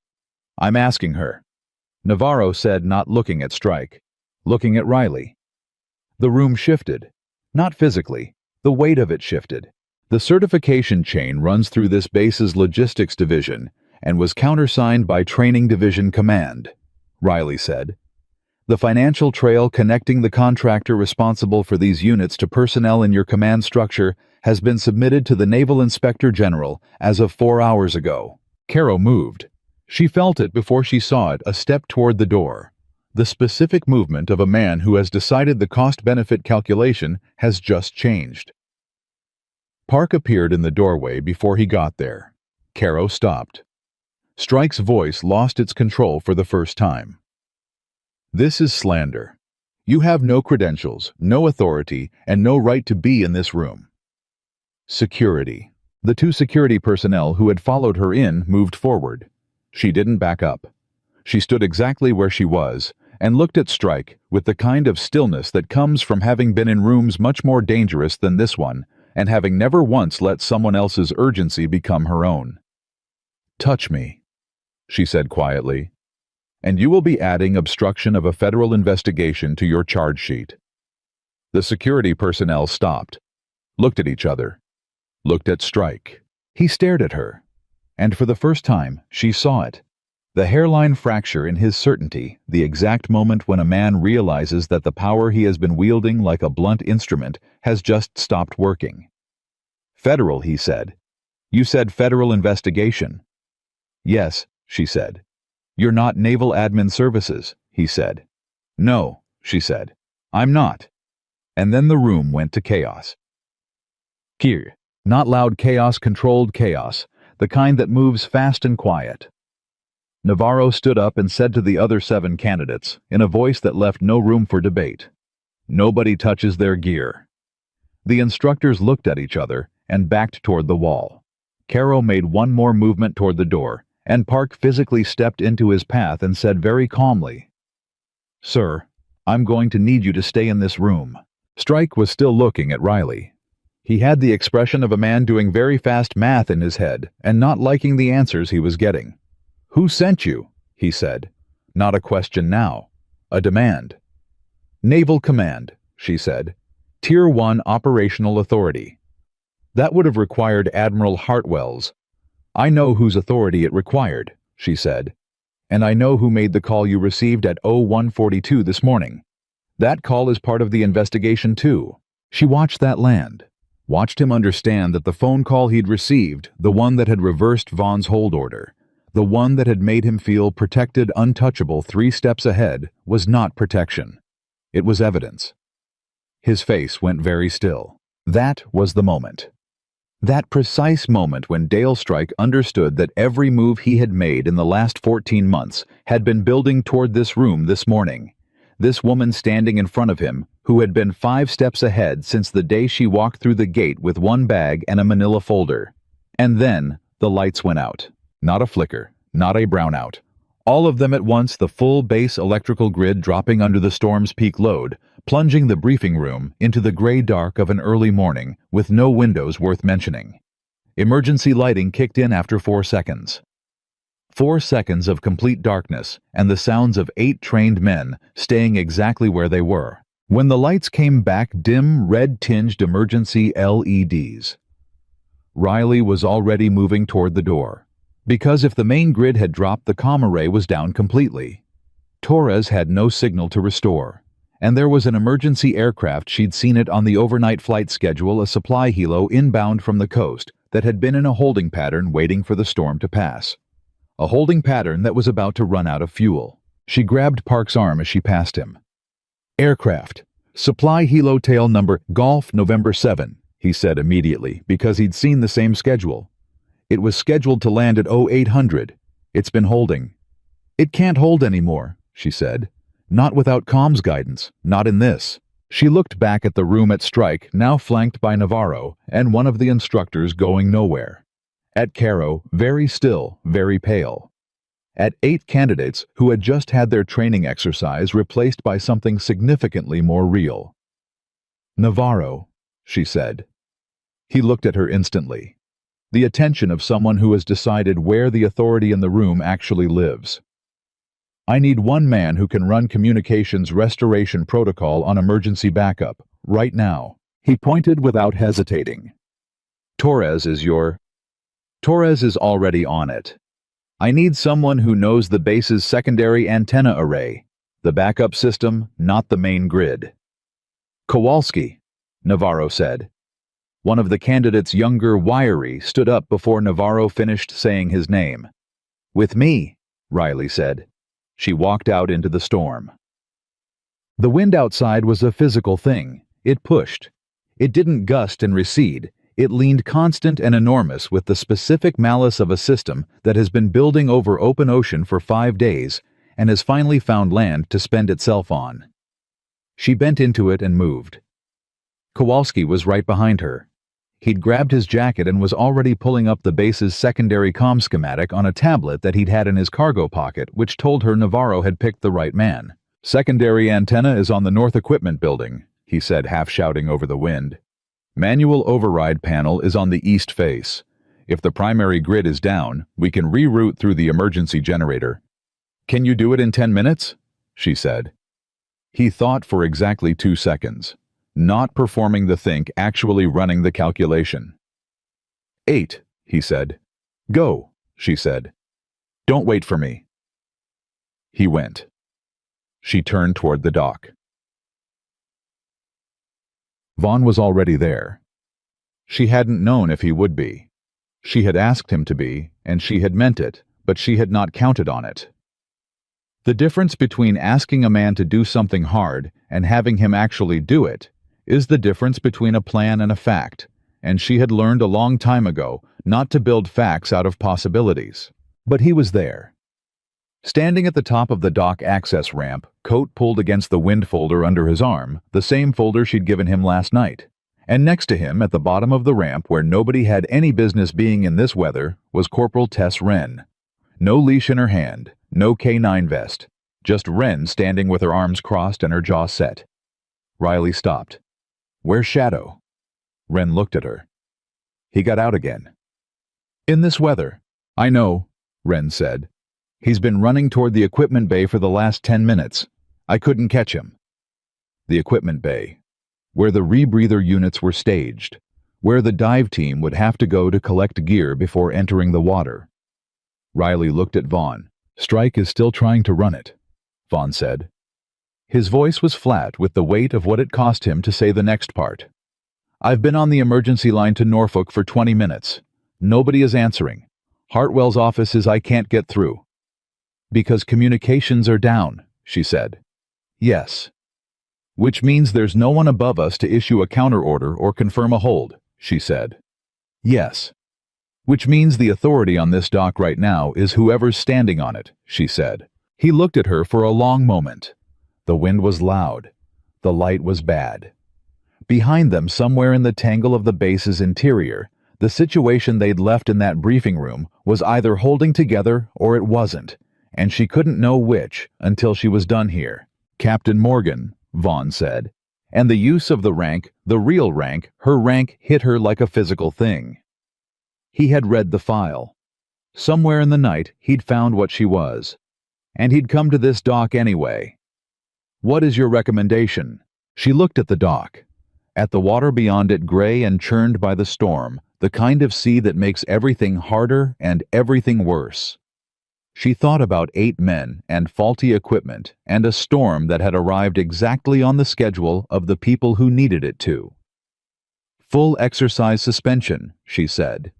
All dive activity halted until weather clears and equipment undergoes independent certification review.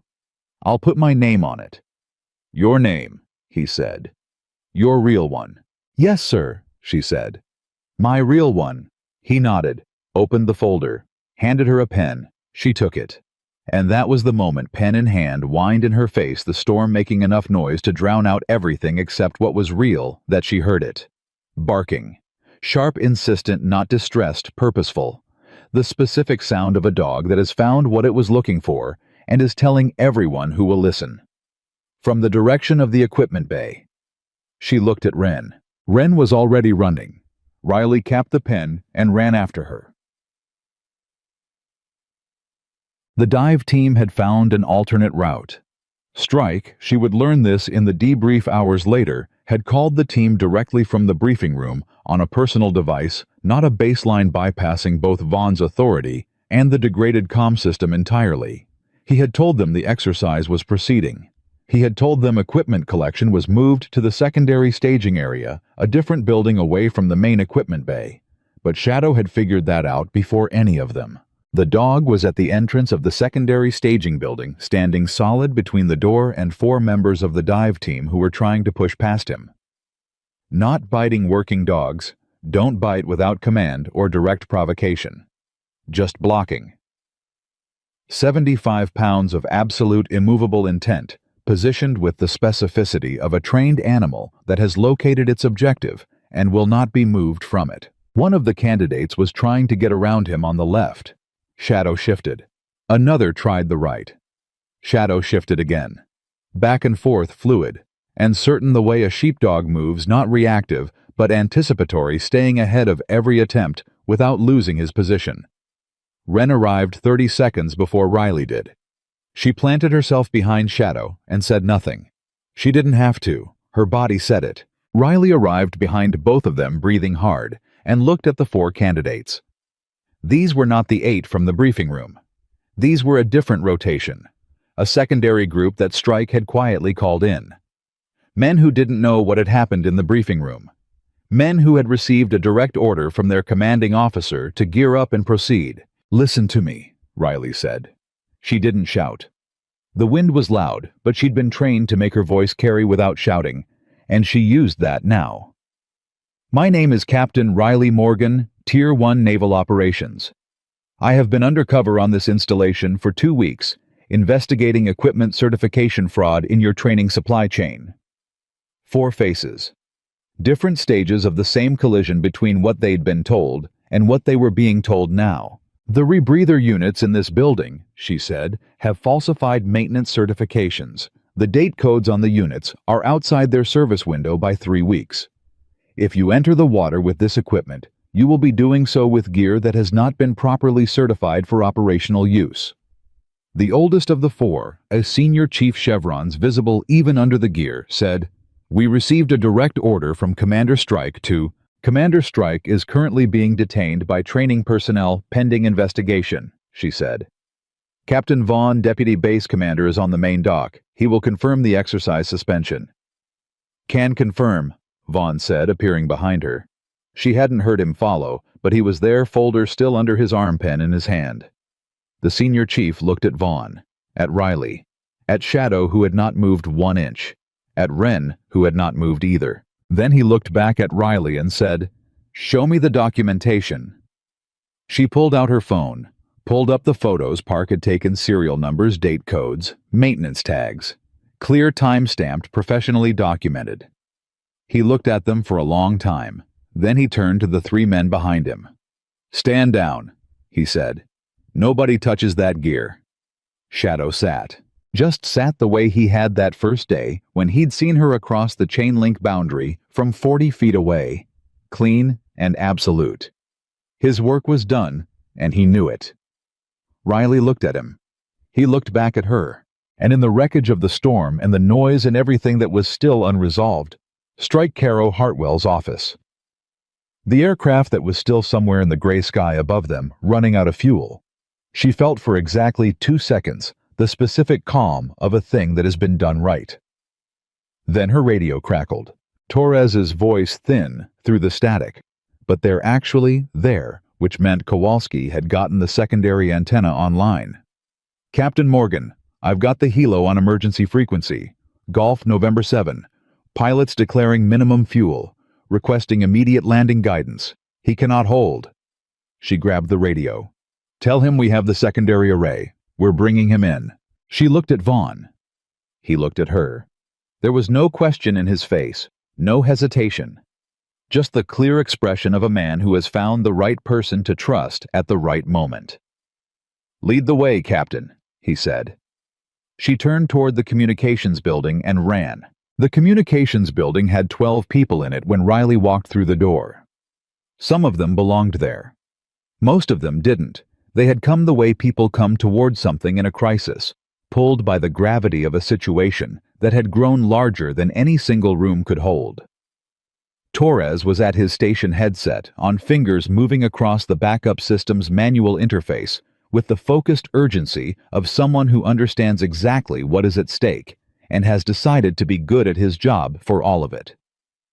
Kowalski was behind him, monitoring the secondary antenna relay, calling out signal strength numbers every 30 seconds, like a navigator reading depth. 61% and climbing, Kowalski said when Riley came through the door. "Secondary array is compensating. I can get you to 75. "I need 80 for reliable two-way," Riley said, pulling the spare headset off the hook beside Torres. "How long?" 4 minutes, maybe 3. "Get me 3. She put the headset on and keyed the frequency.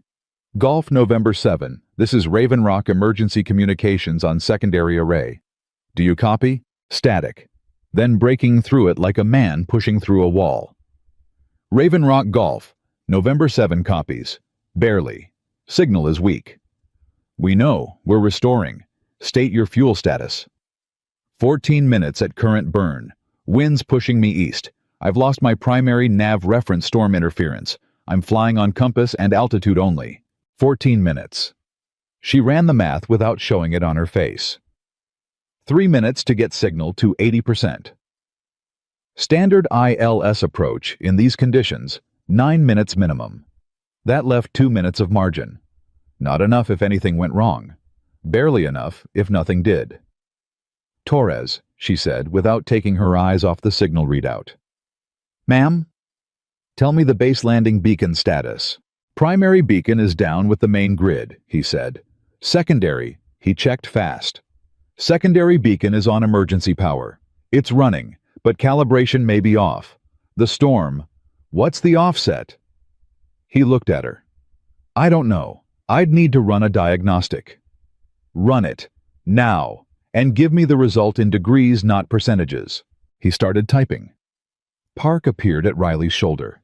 She hadn't heard him come in, but she felt him there.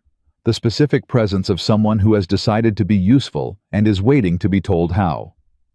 "Park," she said, "I need someone at the landing zone with a visual confirmation relay. If the beacon is offset, they need to guide him in manually." "I'll go," he said immediately. "Take Navarro," she said. "He's the senior man. He knows aircraft signals." Park was gone before she finished the sentence. Torres said, "Beacon offset is 4 degrees east." Gulf, November 7. She keyed. "Be advised your landing beacon is running 4 degrees east offset. Correct 4 degrees west on final approach." Copy, 4 degrees west correction. A pause during which the static swelled and almost swallowed him. "Raven Rock, I need a talkdown. I cannot see the runway." "I know," she said. "I've got you. Start your descent now. I'll walk you in." And she did. What followed was 11 minutes that everyone in that room would remember for the rest of their careers. Riley talked the pilot down through the storm with the measured, continuous, completely calm voice of someone who has done this before. Not because she had specifically, but because the discipline that had carried her through 15 years of operations that looked impossible from the outside had built something in her voice that could not be faked. It was the sound of a person who has decided that panic is not one of the options, and who has decided it so completely that everyone listening believes it too. "Altitude," she said. 800 feet, descending." "Good. Maintain current heading. Wind is coming 8 degrees off your port. Compensate." "Compensating, 600.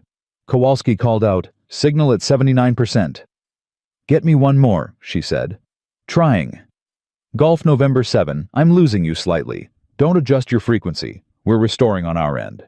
"Copy, 400 feet. I've got nothing visual. Raven Rock, I need that runway." Kowalski said, 81. "Gulf, November 7, you're lined up. 3 degrees left, you're 4 degrees east of center line. Correct now." "Correcting. 200 feet, still no visual." She looked at Torres. Torres was watching the beacon monitor hands hovering, not breathing. Her radio crackled. Park from the landing zone voice raised over the wind. "Visual on the aircraft. He's left of centerline by approximately 30 feet. Gulf, November 7. You're 30 feet left of centerline. Right rudder. Small input. Right rudder. 100 feet. I still can't." Park's voice. He's correcting. He's on centerline." "You're on centerline," she said into the headset. "Hold your line. 80 feet. You've got the runway." A beat of pure silence from the aircraft, which was either the static swallowing the transmission or a pilot holding everything he had for the last 30 seconds of a flight that had come very close to ending differently. Then the sound of wheels on pavement, distant but real, coming through the radio before the physical sound arrived. Park's voice louder now. He's down! Good landing!" The room exhaled, all of it at once, 12 people releasing the same held breath. Torres put both hands flat on his console and pressed down like he needed to feel something solid. Kowalski said something under his breath that was probably not regulation language. Nobody corrected him. Riley took off the headset, set it down, stood completely still for 3 seconds. Then she said, "Good work, everybody," and walked back out into the storm. She found Strike in the training building conference room, flanked by Navarro and 2 other candidates who had apparently decided on their own initiative, without being asked, that their commanding officer should not be going anywhere until someone with appropriate authority arrived to take responsibility for him. Harker was not with him. Harker, she would learn, had walked himself to Vaughn's office at 0830 and asked to make a statement. He had brought his own documentation. He was already talking. Caro was still in the training building, seated in the corner, where Park had left him, with the look of a man who has been doing calculations for the past hour and does not like any of the answers. Riley walked into the conference room and looked at Strike. He looked back at her. He had had time to compose himself, whatever that meant for a man in his position, and the surface of him was controlled. But she could see what was underneath. The specific blankness of someone whose plan has failed so completely that they haven't yet begun to understand the full shape of what comes next. "Commander?" she said. "I'm going to ask you one question, and I'm asking it now before Jag arrives, because once they're here, this conversation belongs to them and not to me. Is there anyone above Caro in the financial chain, someone who hasn't surfaced in the documentation yet?" He looked at her for a long time. She waited. "You already know about Hartwell's office," he said. "I know someone in Hartwell's office made a call last night. I don't know if Hartwell himself was aware." Something moved across his face. Not relief, more like the specific exhaustion of a man letting go of the last thing he was holding. Hartwell wasn't aware, he said. His deputy, Colonel Marsh. She went still. Aaron Marsh. He looked at her. You've seen the name. On falsified maintenance signatures, she said.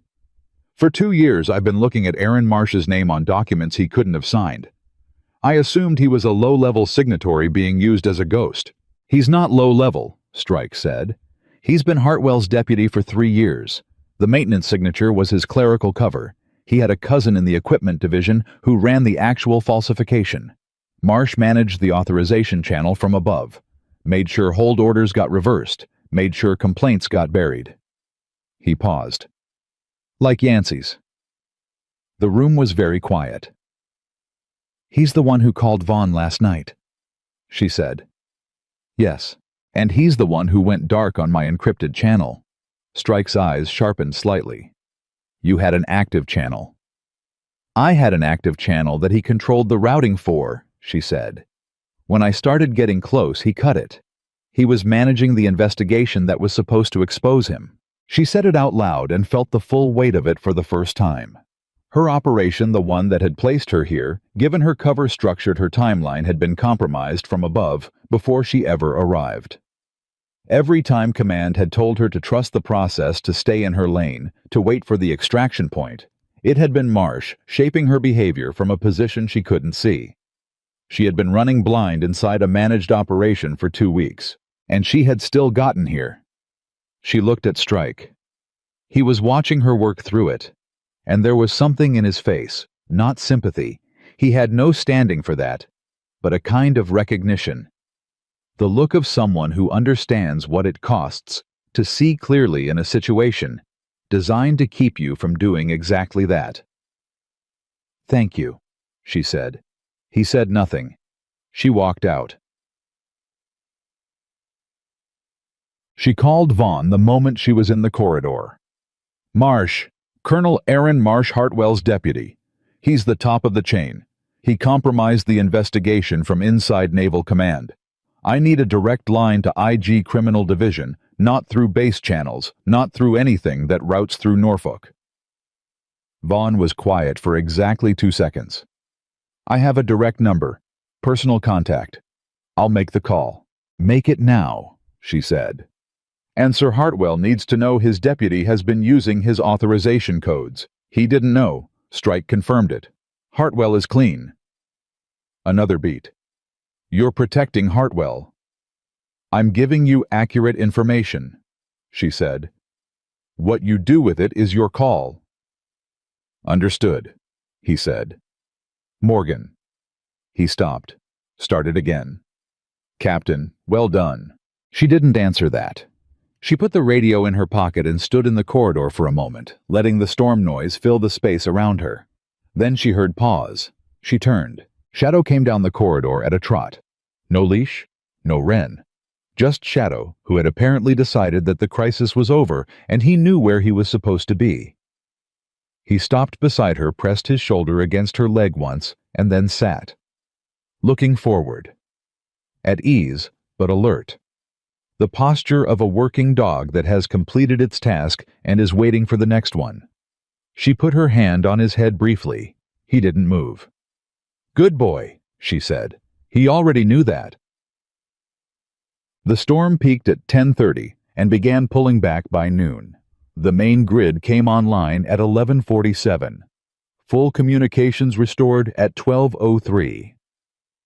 By 1300, 3 vehicles from the Naval Inspector General's Criminal Investigations Division had come through the main gate, and by 1400, Caro and 2 members of the Equipment Division who had run the physical falsification operation were in formal custody. Strike was not in custody, not yet.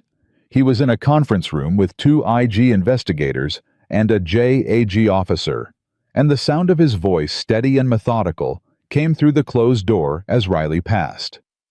He was talking. At length.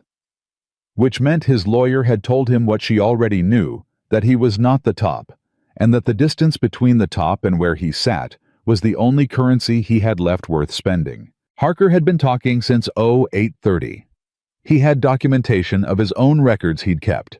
She would later learn, not out of conscience, but out of the calculated instinct of a man who always wanted an exit. Whatever his reasons, the records were real, and they were thorough, and they filled several significant gaps in the evidence chain. Riley sat in Vaughn's office at 14:30, drinking the first actual cup of decent coffee she'd had in 2 weeks when her encrypted channel came back online. The message that came through was brief and from a source 3 levels above Marsh, which meant it had been composed after someone very senior had spent several hours being briefed on everything that had happened in the last 18 hours at a base that was supposed to be a routine undercover assignment. It read, "Operation confirmed complete. Marsh detained. IG has the chain. Your authority at Raven Rock is now formal and active. Report to Admiral Rennick upon his return. Well done, Captain." She read it twice, set the phone down, picked up her coffee. Vaughn looked at her from behind his desk. "Good news." "Complicated news," she said, "with a good outcome." He nodded. He had the look of a man who had aged 2 years in one night and was making his peace with it. "For what it's worth," he said, "I should have asked harder questions." "For 2 years." "Yes," she said. She didn't soften it. He didn't need it softened. He needed it acknowledged. "But you asked them last night." That mattered. He looked at the folder on his desk. Her folder, the one he'd carried to the dock in the rain. "What happens now to the base? Investigation. Certification review of all affected equipment. New supply chain audit." She paused. "And new command structure. Admiral Rennick will formalize it when he's back." "And you," he said. "Where do you fit in that structure?" She looked at him steadily. "I've been assigned operational command of Raven Rock, pending the investigation outcome." He absorbed that. "You're not going back to whatever you came from." "Not yet," she said. He was quiet for a moment. Then, "The people in this building, Morgan Park Daniels, Gaines Torres Kowalski, they did their jobs this morning. In a situation none of them were trained for with incomplete information under pressure that would have broken a lot of people. They deserve to know that what they did was right." "It was right," she said. "I'll tell them." "Tell them yourself," he said. "In your own words. Not as an order. As a fact." She looked at him. "You're giving me advice. I'm giving you the benefit of 2 years of being in the wrong position in the wrong way," he said. "This base needs to trust the person standing at the front of it. You can't build that on authority alone. You already know that you've been proving it since the day you walked in with one bag and sat down at the worst desk in the building." She thought about that, about the ancient monitor, about Leon Daniels's 4 minutes of deliberate waiting before he acknowledged her, about Harker dropping a 4-inch stack of 2019 paper files on her desk like a message she was supposed to be too fragile to read. "I'll talk to them," she said. She gathered them in the bullpen at 1600. Not an order. She'd sent a message through Park saying she'd be there if anyone wanted to come by. Every person who had been in that room over the past 2 weeks came. Torres left his comm station for 15 minutes. Kowalski came still wearing his gear. Navarro came with 4 candidates, which she hadn't expected. Even the senior chief from the secondary staging building, who had looked her in the eye in the storm and asked to see her documentation, was there standing against the back wall with his arms crossed and the expression of a man still integrating several significant revisions to his understanding of recent events. Gaines was there. Daniels was there, looking like a man who had slept maybe 40 minutes and had no regrets about it. Wren was there with Shadow, who immediately walked to Riley's side and sat, which caused a specific kind of silence to move through the room, the silence of people watching an animal make a choice and understanding without being told what the choice meant. Corporal Wren caught Riley's eye from across the room. She wasn't asking permission. She was acknowledging something. Riley gave a small nod back. Riley looked at the room. At the faces tired, uncertain, some still processing, some already through to the other side of it and waiting to see what came next. These were not her people yet. That was not something she could declare. It was something that had to be built. conversation by conversation, decision by decision, in the ordinary accumulated weight of time and work. But they were here. They had chosen to be here. And that was how it started. "I'm Captain Riley Morgan," she said, and she said it plainly without ceremony. "Naval Command Tier 1 Operations. I've been on this base for 2 weeks. Most of that time I was the person nobody looked at twice, and that was exactly what the assignment required." She paused. "This morning you made decisions that were hard. You chose to act on what you knew was right, when the easier thing, and for some of you the safer thing, would have been to wait and see. I'm not going to stand here and tell you that was easy, or that it didn't cost you something. It did. And it was still the right call." Daniels from the middle of the room said in a voice that was trying to be dry, but wasn't quite making it. "For the record, I warned you twice to keep your head down." "You did," she said. "And both times I listened." He looked at her. "You just didn't do what I said." "No," she said. "I didn't." Someone in the back laughed, a small, real sound, the kind that comes out when tension finds the one gap it can escape through. The room loosened by a fraction, which was exactly what it needed. Park said from where he was leaning against the wall near the door, "What happens to this base now?" "Investigation continues," she said. "Certification review of all training equipment. Supply chain audit going back 30 months. That's the immediate phase. It'll be disruptive, and it'll take time, and some of it is going to be tedious in ways that make 2 weeks of falsified maintenance logs look exciting by comparison." "And command," Navarro said. He asked it directly with the forthright simplicity of a man who has decided that directness is the most efficient way to operate. "I've been assigned operational command pending Admiral Rennick's return and formal confirmation," she said. "That's what it is right now. What it becomes depends on a lot of things, including how this base functions over the next several weeks. That part isn't mine alone to decide." Navarro looked at her for a long moment. The senior chief from the back wall said in a voice like gravel settling, "You talked our pilot in this morning." "We all talked him in," she said. "Torres had the signal. Kowalski had the antenna. Park and Navarro had eyes on the runway." "You had his voice," the senior chief said. "In 14 minutes of zero visibility, that's not nothing." She held his gaze. "No," she said. "It's not." He uncrossed his arms. It was a small gesture. It was not a small thing. At 1800 she walked out onto the dock alone. The storm had pulled back enough that the water was settling from violent to merely rough, the kind of gray chop that doesn't threaten anymore, but hasn't forgotten how. She stood at the end of the dock and looked at the water that 8 men had been 20 minutes away from entering with equipment that would have killed them, and didn't, because a dog had broken his lid clip, and a young lieutenant had asked 3 questions on his first day, and a woman who had been trained to stay invisible had decided that some things were worth being seen for. She heard paws on the dock behind her. She didn't turn. Shadow came and stood beside her, looking out at the water the same way she was. Shoulder to shoulder, the same stillness, the same direction. She thought about PO2 Yancey, who had noticed a discrepancy and been transferred before she could say so twice. She thought about Leon Daniels, who had known something was wrong for 2 years and chosen silence because silence felt like the price of survival.